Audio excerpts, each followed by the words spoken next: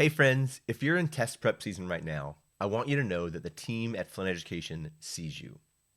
This is always that time of year where we feel the tension of preparing for the test and continuing to try and teach for understanding. For this month's teacher video, I thought we'd share some ideas for how to survive test prep season while not abandoning all the good work you've done this year to build confident problem solvers in your classroom. So let me begin by saying, this is not the time to panic and try and cram every standard in that you didn't get to. It's been my experience that doing that often hurts students more than it helps. So let me share some ways to prepare students by leaning into the work you've already done, not by replacing it. Think about the math class you've built. You've spent months helping students make sense of problems, explain their thinking, and you've helped them trust their strategies. If test prep suddenly turned into silence and packets focused on coverage and speed, students get a confusing message. They start to wonder, wait, was all that stuff just practice for something else? Test prep should feel like a continuation of your classroom, not a departure from it. It should feel normal and real. Let me be really clear here. This is not the moment to rush through standards and content that haven't had time to understand deeply.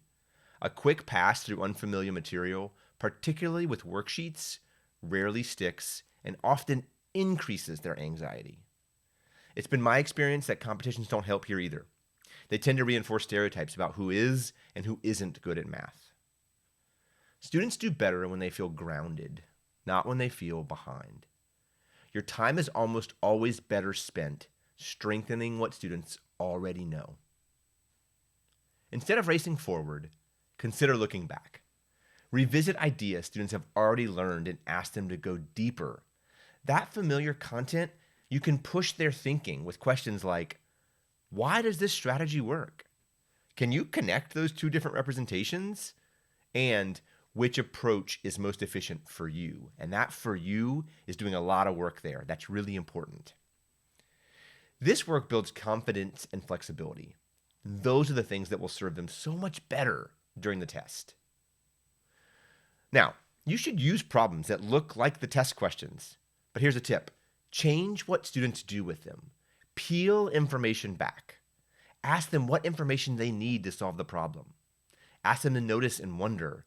Ask them to solve and compare strategies, explain their thinking to a partner, and explain why their method makes sense.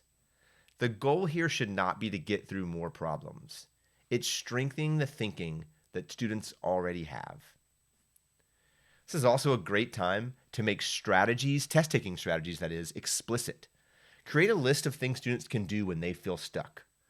Draw a model, estimate, reread the question, try a different representation, or whatever other norms you've put place in your class.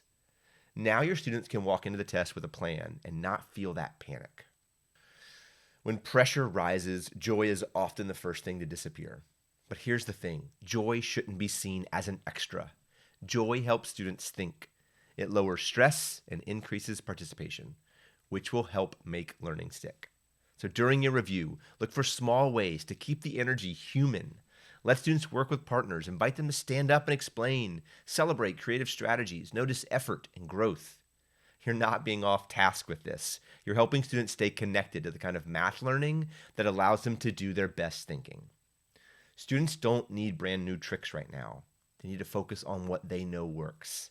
They need to recognize the math in front of them and believe they know how to begin. That belief comes from revisiting familiar ideas and seeing themselves be successful again and again. Test prep season should not be a break from good teaching. It's your chance to double down on it. When students walk into a test thinking, I have seen problems like this, I know strategies that can work, I can make sense of this, that confidence doesn't come from rushing or cramming.